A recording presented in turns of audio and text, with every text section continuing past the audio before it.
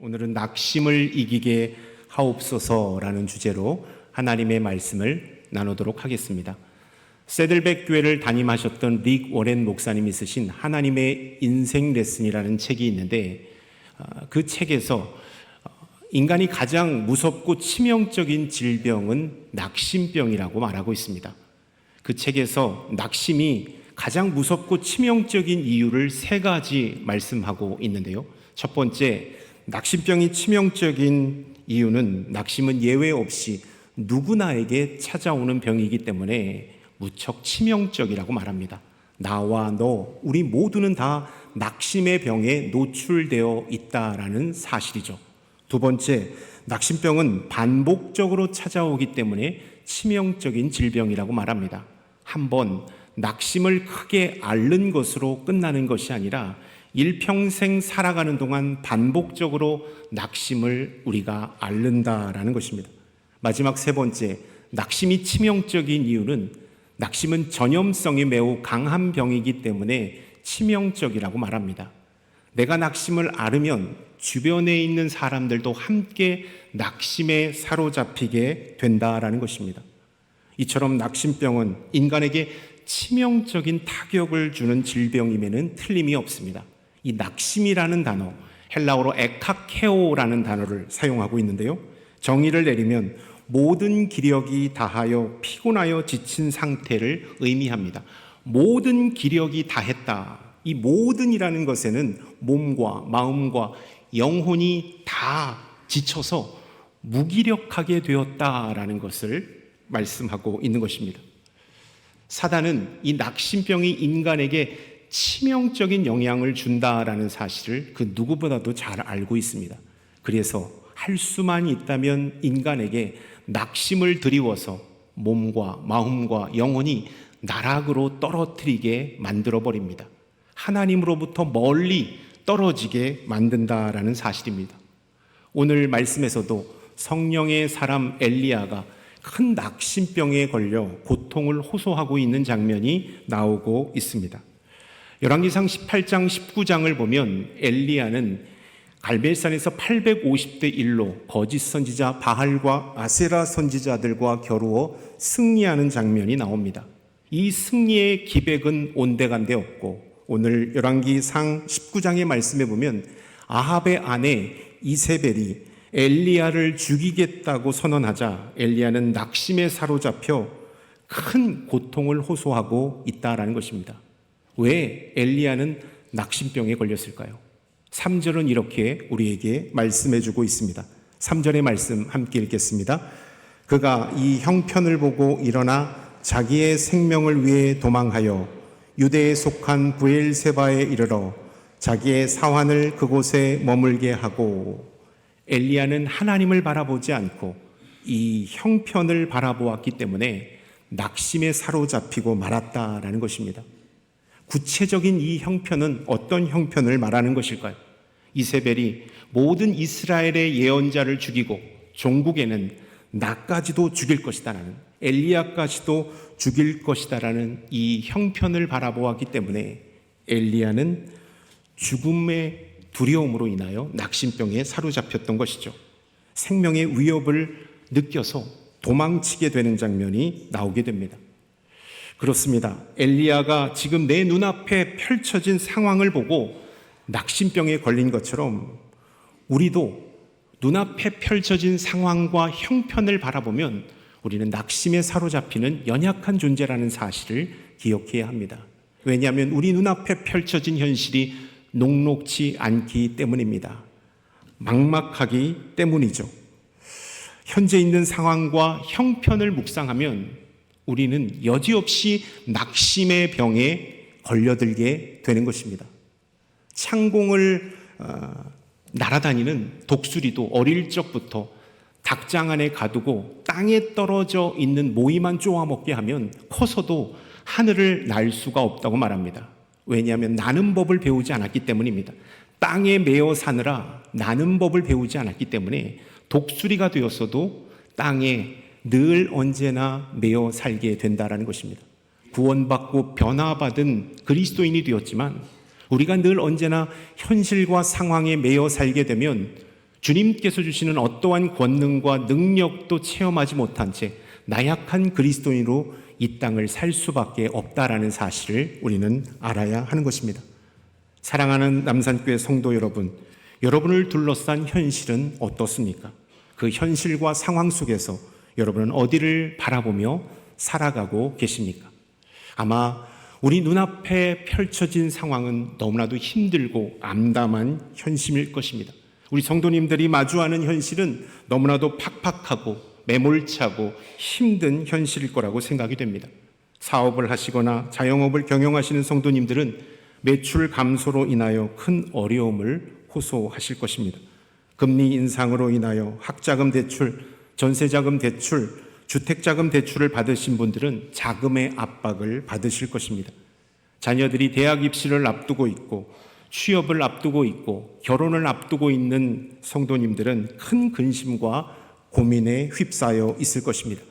건강에 적신호가 들어오신 성도님, 큰 수술을 앞둔 성도님, 크고 작은 일들로 괴로워하고 계시는 성도님들이 우리가 오늘을 보내고 있다라는 사실입니다. 여러분, 이 현실, 우리가 이 현실에 매여 있으면 우리는 낙심에 사로잡힐 수밖에 없는 존재라는 것입니다. 어떻게 해야 할까요? 현실이 아니라 하나님을 바라보아야 합니다. 하나님을 바라보아야 우리는 그 안에서 소망을 찾을 수가 있다라는 것입니다. 엘리야는 지금 암담한 현실을 보고 도피하기 시작합니다. 그가 지금 있는 곳은 이스르엘이라는 지역입니다. 이스라엘이라는 지역은 이스라엘 지도에서 중원 지역에 해당되는 곳입니다. 만약 우리 나라의 지도를 본다면 중부지방, 이 대전에 해당되는 곳에 아마 엘리야가 있다라는 것이죠. 이스라엘에서 낙심병에 사로잡히자 유다 땅 맨 남방 항해선 끝자락에 있는 부엘세바로 도망쳤다. 이스라엘에서 부엘세바까지는 90마일, 한 145km가 되는 거리를 현실을 두려워한 엘리야가 도망쳤다라는 것입니다. 이 부엘세바는 가장 남방 항해선의 끝자락입니다. 우리나라를 백두에서 한라라고 말하죠. 이스라엘 사람들은 단에서 부엘세바라고 말합니다. 가장 끝에 있는 그쪽에 가서 두려움 가운데 휩싸이고 있다라는 사실입니다. 엘리야는 낙심병에 사로잡혔을 때 정면 돌파를 선택하지 않았습니다. 그는 도망치고 말았던 것이죠. 심리학에서 문제를 만나면 회피하지 말고 문제를 직면하라고 말합니다. 그리해야 답을 얻을 수 있다고 말하죠. 그러나 엘리야는 일단 회피를 선택했습니다. 그 방법이 가장 쉬운 방법이기 때문입니다. 여러분, 우리도 낙심병에 걸리면 현실과 사람으로부터 회피하려는 현상을 만나게 됩니다. 회사 가기도 싫고 사람 만나기도 싫고 쇼핑하기도 싫고 맛있는 음식 먹으러 가기도 싫습니다. 심지어는 교회에 나와 예배 드리기도 힘든 상황에 직면하게 되는 것입니다. 그래서 낙심병에 걸리면 일상생활도 직장생활도 신앙생활도 큰 위험을 받는다라는 사실입니다. 왜 그럴까요?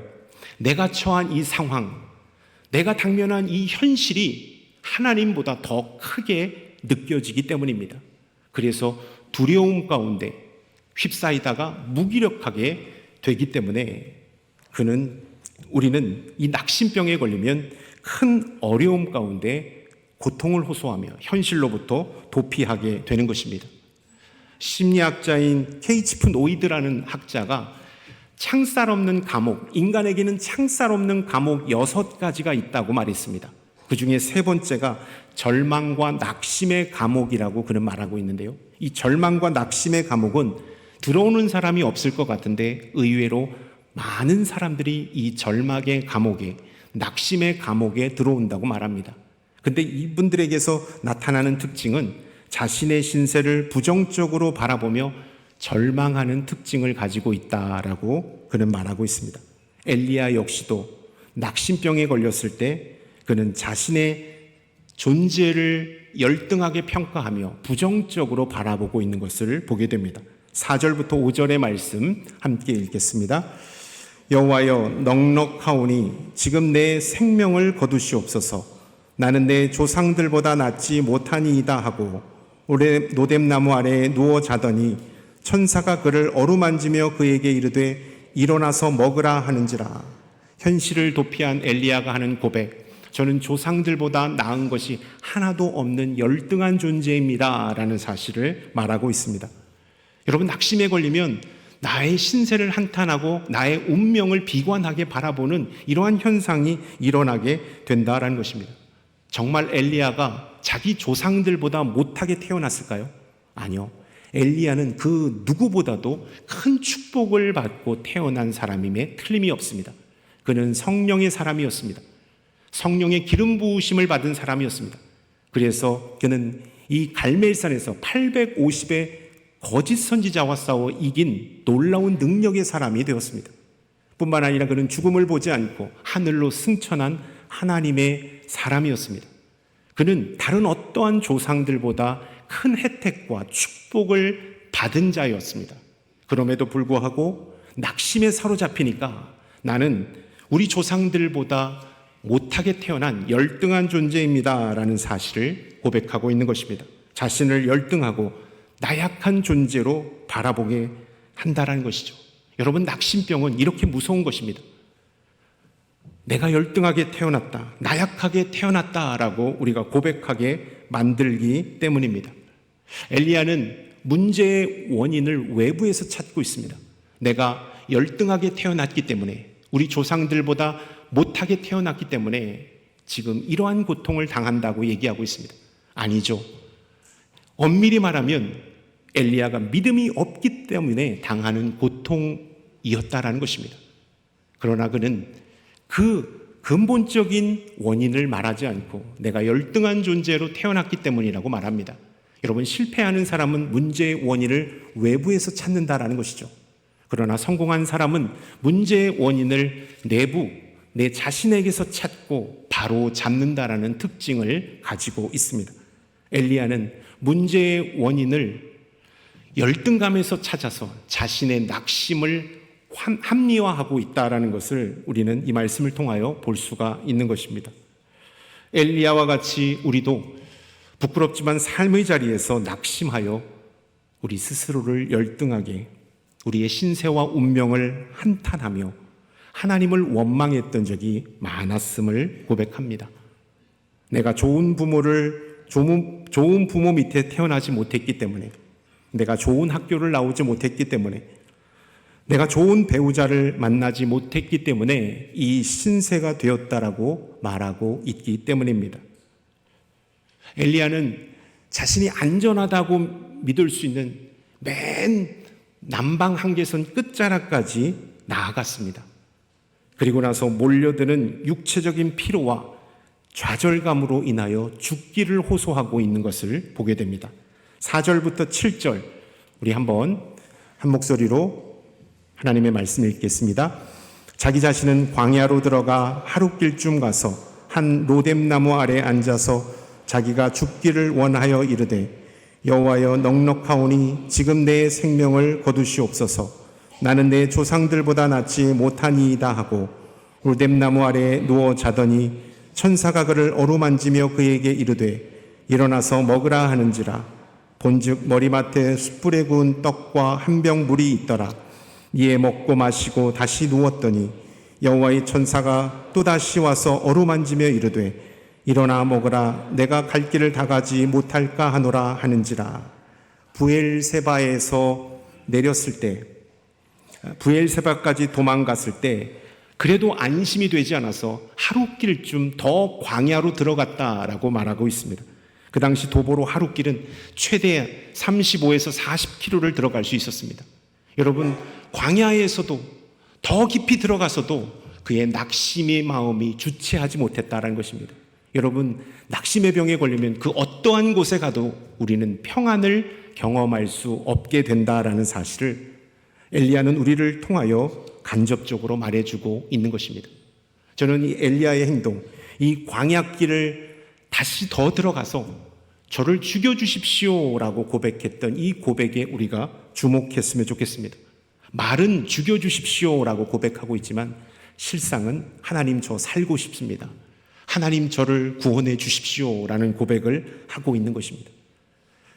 그가 죽으려면 그냥 죽으면 됐습니다. 근데 하나님 앞에 나오고 있다라는 것입니다. 그래서 하나님 죽여주십시오. 하나님 이 상황이 너무나도 고통스럽고 힘듭니다. 저를 지켜주십시오 라고 고백하고 있는 것입니다.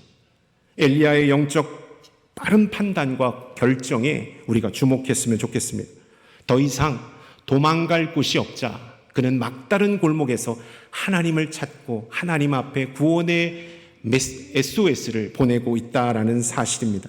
여러분, 빠른 판단과 결정이 엘리야를 낙심으로부터 나오는데 큰 공을 세웠다라는 것을 우리가 기억했으면 좋겠습니다. 우리가 생활하다 보면 커피 자국, 김치 국물 자국, 새통 자국, 어디서 묻은 건지 모르는 얼룩이 질 때가 있습니다. 그때 가장 깨끗하게 세탁하는 방법이 뭘까요? 어떤 비누를 쓰는 걸까요? 강력한 표백제를 써야 될까요? 그때는 타이밍이 중요합니다. 즉시 묻었을 때 흐르는 물에다가 따뜻한 물로, 차가운 물로 잘 비빈 다음에 세탁기에다 넣으면 깨끗해지는 놀라운 효과를 경험할 수 있습니다. 제가 생활 상식을 여러분에게 말씀을 드렸습니다. 타이밍이 중요한 거예요. 우리의 삶에서도 마찬가지입니다.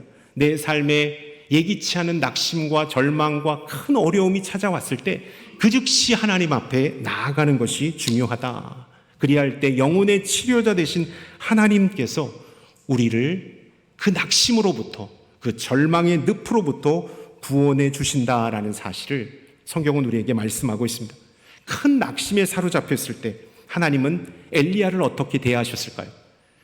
아유, 엘리야 이 못난 놈아, 내가 너에게 그렇게 큰 은혜를 주었고 성령의 기름 부으심까지 주었는데 너는 어찌하여 이렇게 낙심에 걸려 이렇게 너의 신세를 한탄하고 있느냐? 내가 사람을 잘못 본 게 분명하구나 라고 이렇게 말씀하지 않으셨습니다. 책망하지 않으셨습니다. 하나님은 이 엘리야의 절규에 섞인 그 말씀을 다 들어주셨습니다. 경청해 주셨습니다. 그리고 그에게 찾아가 공감해 주셨습니다. 그걸 어떻게 알 수 있습니까? 5절과 7절의 말씀에 보면 어루만지셨다라는 단어가 계속해서 반복되고 있는 것을 보게 됩니다. 어루만지셨다, 어루만지셨다. 이것은 히브리어로 노게아흐라는 단어인데요. 토닥거려 주신 것입니다. 많이 힘들었지. 내가 너의 그 마음을 잘 안다. 이세벨의 그 말 때문에 너 많이 두려웠지. 내가 너를 잘 안다. 이제부터는 내가 너와 함께 할 것이니까 괜찮아. 다시 일어날 수 있어. 우리 힘을 내자 라고 토닥여 주시는 공감을 표현하며 엘리야에게 떡과 물을 통하여 그의 몸과 마음과 영혼을 돌보시고 기력을 되찾게 해주시는 하나님의 모습을 만나보게 된다라는 것입니다. 여러분, 초반에 제가 이 액탁해오, 이 낙심은 우리의 몸과 마음과 영혼을 나락으로 떨어뜨려서 무기력하게 한다고 말씀드렸습니다. 하나님은 이 엘리야의 몸과 마음과 영혼을 온전히 살려주고 있다라는, 회복시켜주고 있다라는 것을 보게 됩니다. 떡과 물로 잠을 통하여서 하나님의 위로와 토닥거림을 통하여 그가 다시 온기를 되찾을 수 있도록 치료와 위로, 휴식과 보양을 통하여 그를 그 극심한 낙심으로부터 일으켜 세우고 있다라는 것입니다. 하나님은 낙심에 사로잡힌 엘리야를 회복시켜 주셨습니다. 하나님은 우리의 삶 가운데도 찾아오셔서 큰 낙심으로 인하여 절망하는 우리 가운데 육과 영과 마음을 하나님께서 일으켜 세워 주신다라는 사실을 여러분 기억할 수 있기를 축원합니다. 아멘. 7절의 말씀에 보면 이러한 말씀이 있습니다. 내 갈 길을 다 가지 못할까 하노라. 내 갈 길을 다 가지 못할까 하노라. 이 말씀은 내 갈 길이 아직 멀었다라는 뜻을 나타내고 있습니다. 엘리야야, 여기가 끝이 아니야. 너 여기서 멈추면 안 돼. 나는 너를 통하여 놀라운 계획과 비전을 세워놓았다. 나와 함께 일어나 같이 가자. 너는 여기에서 포기하면 안 돼 라는 말씀을 천사를 통하여 하나님은 엘리야에게 해주고 있다라는 것입니다. 하나님께서는 이 말씀을 통하여 끝은 엘리야 네가 정하는 것이 아니라 내가 정하는 것이다 라는 사실을 분명하게 말씀하고 있습니다. 여러분, 우리는 참 어리석어서요, 절망에 사로잡히고 낙심에 사로잡히면 끝을 내가 정하려는 그런 어리석음과 완악함을 갖고 있습니다. 극단적인 선택을 내가 하려고 합니다. 잘못된 것을 내가 저지르려고 하죠. 아니에요. 끝은 우리가 정하는 것이 아니라 하나님이 정하시는 것임을 여러분 기억할 수 있기를 축원합니다. 그래서 저는 젊은 세대가 이런 말 할 때 농담이지만 그냥 건네는 일상어지만 가슴이 섬찟합니다. 이번 생은 틀렸어. 나는 끝이야. 절망이야. 아닙니다. 끝날 때까지 끝난 게 아님을 우리는 기억해야 되는 것입니다.